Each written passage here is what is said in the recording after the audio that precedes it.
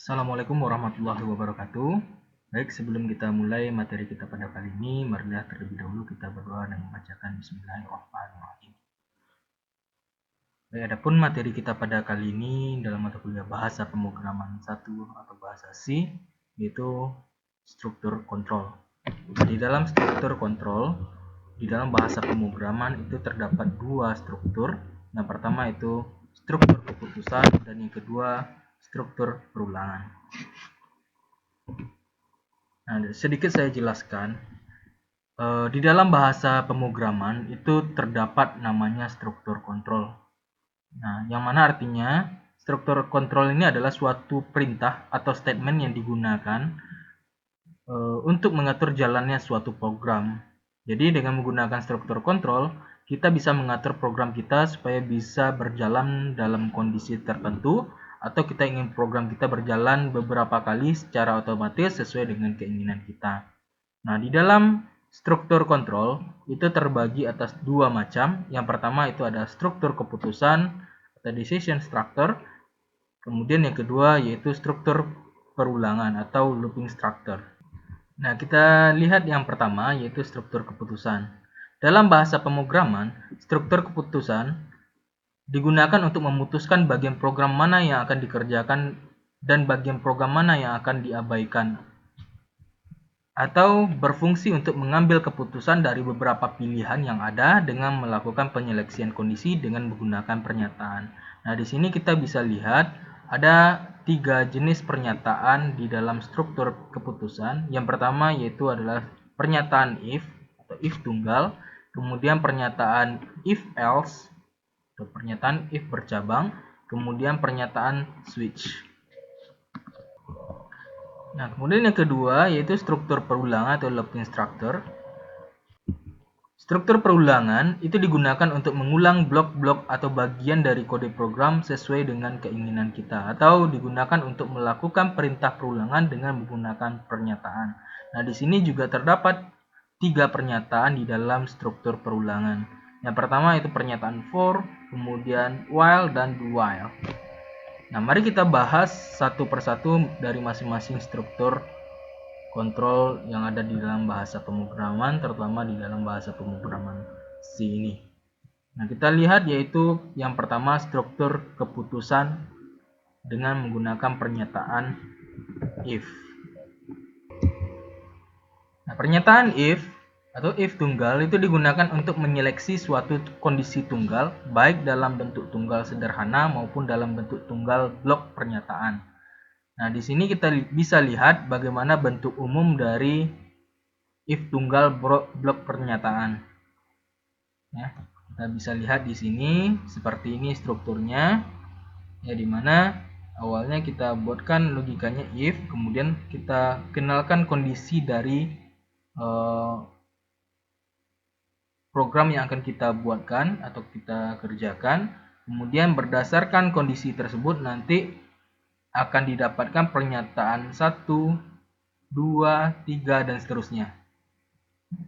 Nah, di sini bisa kita artikan berdasarkan bentuk umum tersebut, di mana jika kondisi bernilai benar, ya, apabila kondisi bernilai benar, maka pernyataan-pernyataan yang berada di dalam tanda kurung atau statement yang ada di dalam kurung kurawal ini akan dikerjakan. Nah, dengan kata lain, pernyataan-pernyataan yang berada di dalam kurung kurawal itu tidak dijalankan apabila kondisi bernilai salah. Nah, ini bentuk pernyataan untuk if tunggal. Jadi dia hanya menjalankan programnya atau statementnya apabila kondisi terpenuhi.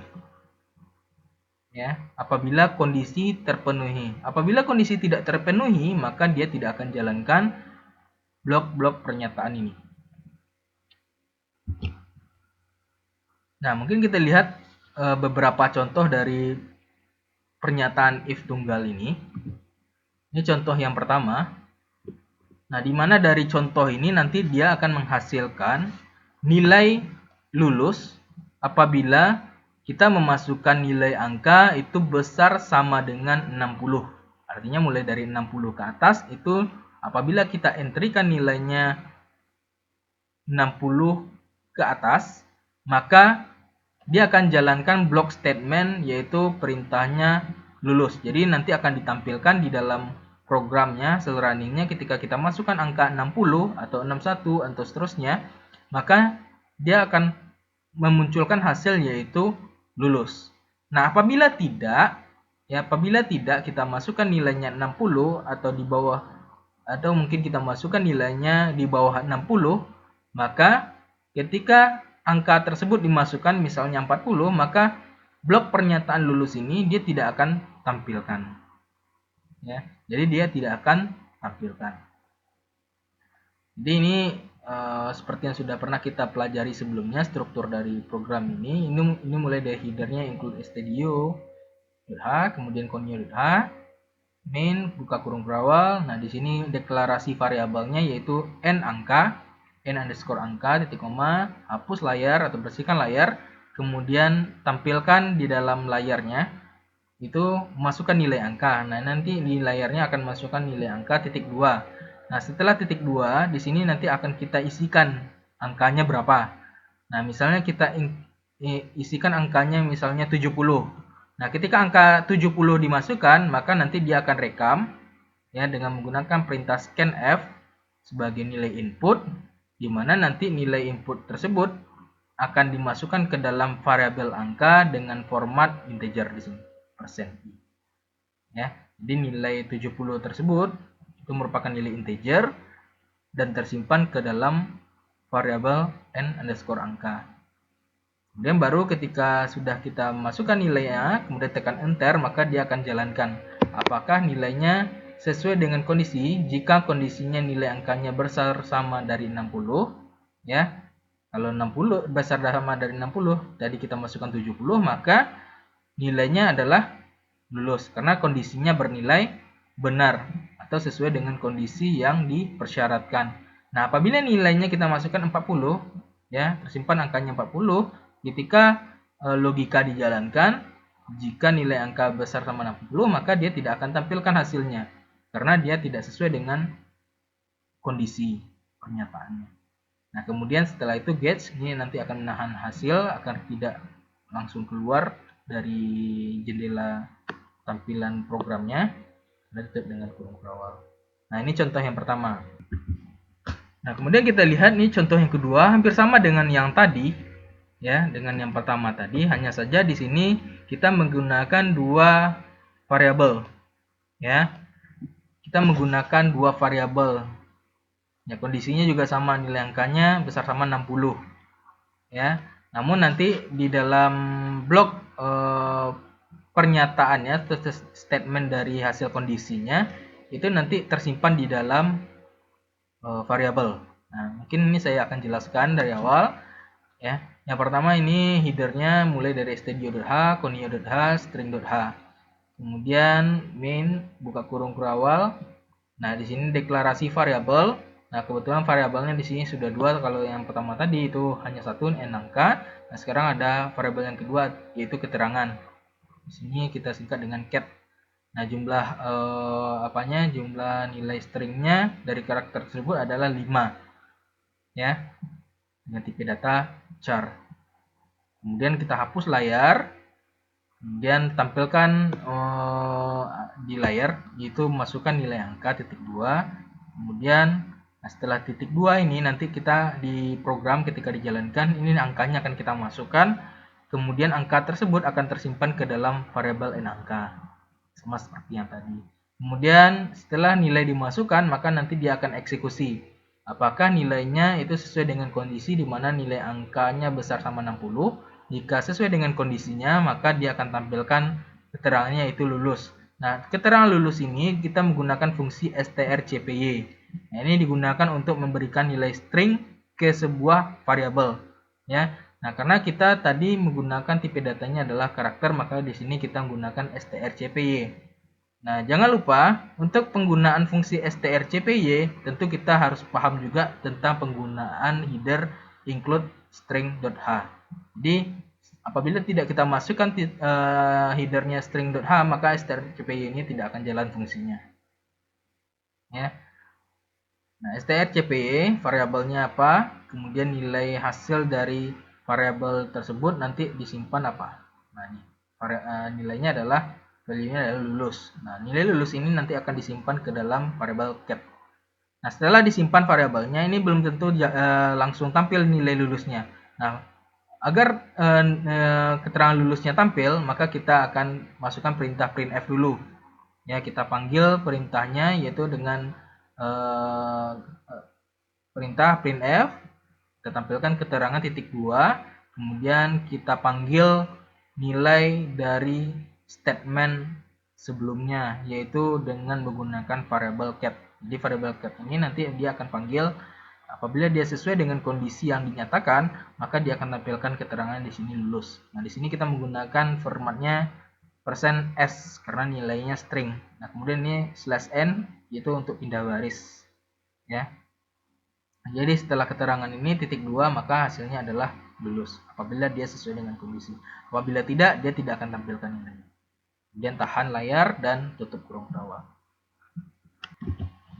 Nah, kemudian ini contoh bentuk yang ketiga, ini yang bersama dengan yang sebelumnya, ya masih sama, cuman di sini ada 3 variabel ya,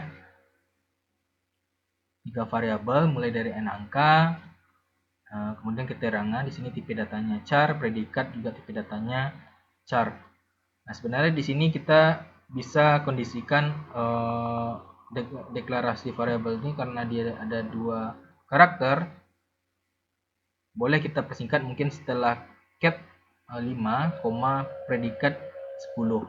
Boleh seperti itu. Atau kita bisa juga boleh seperti ini. Ya. Kemudian hapus layar. Nah, ini sama dengan yang tadi juga. Nah, di sini kondisinya karena kita sudah menambahkan sebuah variabel lagi yaitu predikat, di mana nanti hasilnya di sini adalah terpuji. Ya, jadi ini sama dengan yang tadi. Nah, kebetulan kalau untuk yang contoh yang ketiga ini, karena kita statementnya lebih dari 1, ya, statementnya lebih dari 1. Kalau yang tadi, ini hanya statementnya hanya 1. Ya, sebelumnya juga hanya 1. Nah, itu tidak perlu kita tambahkan kurung kurawal. Boleh kita tambahkan, boleh tidak. Nah, tapi kalau seandainya lebih dari 1 statement, ya, maka dia harus tambahkan kurung kurawal. Jadi, pernyataan if ini, ya, statementnya karena dia lebih dari 1 statement, maka kita harus kurung kurawal. Ya. Nah, jadi ini keterangannya hampir sama dengan yang tadi. Jadi nilai lulus ini tersimpan nanti ke dalam keterangan dengan menggunakan fungsi strcpy. Ya. Karena strcpy tadi sebelumnya saya jelaskan juga bahwa dia harus membutuhkan header yaitu string.h. Kalau tidak ada maka dia tidak bisa jalankan fungsi strcpy. Nah, kemudian juga sama untuk nilai terpuji nanti dia akan tersimpan ke dalam variabel predikat yang menggunakan fungsi strcpy. Ya. Nah, ini apabila kondisinya terpenuhi yaitu besar sama 60 nilai angkanya yang dimasukkan. Jika tidak, maka dia tidak akan bisa tampilkan nilai ini atau statement ini. Nah, setelah itu kita tampilkan hasilnya. Yang pertama kita tampilkan keterangan titik 2. Nah, ini dipanggil nanti nilai keterangannya berdasarkan statement yang sudah kita buatkan apabila dia sesuai dengan kondisinya, apakah terpenuhi atau tidak. Nah, kalau terpenuhi dia akan tampilkan di sini. Kemudian predikat lulus juga sama, nanti kita panggil variabel dari nilai predikat ini, yaitu terpuji apabila dia memenuhi kondisi tersebut. Ya. Kemudian diakhiri dengan gauge. Nah, baik, di sini kita akan cobakan bagaimana ketiga contoh program tadi dijalankan di dalam aplikasi Borland C++. Ya, kita coba dengan yang pertama, tunggal yang pertama. Ini programnya dijalankan. Nah, kita coba masukkan angkanya pertama sesuai dengan kondisi yaitu besar sama 60. Mungkin kita coba nilainya 65. Nah, ketika dia klik enter atau ditekan enter, maka dia akan tampilkan nilainya lulus, ya. Jadi langsung dia nilainya lulus di sini tanpa ada keterangan lainnya karena kita menggunakan fungsi printf di sini dan langsung pernyataan, ya. Nah, ini untuk contoh yang pertama. Nah, kemudian kalau kita coba kalau seandainya nilainya kurang dari 60, misalnya 40. Nah, di sini dia tidak akan tampilkan nilainya atau statementnya karena dia tidak sesuai dengan kondisi yang telah dituliskan. Ya, apabila dia tidak sesuai dengan kondisi, maka dia tidak akan jalankan statement ini. Artinya dia kosong sih. Kemudian kita coba contoh yang kedua.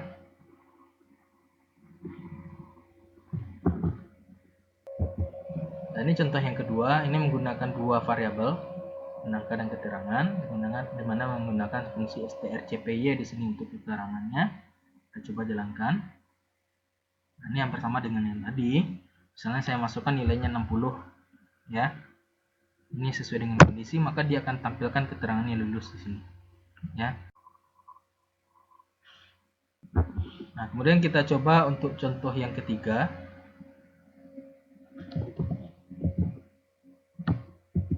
Nah, ini contoh yang ketiga, di sini menggunakan 3 variabel. Kita coba masukkan angkanya 90. Nah, ini hasilnya. Ya. Oke, mungkin cukup sekian dari materi hari ini. Silakan dicobakan. Jika ada pertanyaan, silakan bertanya.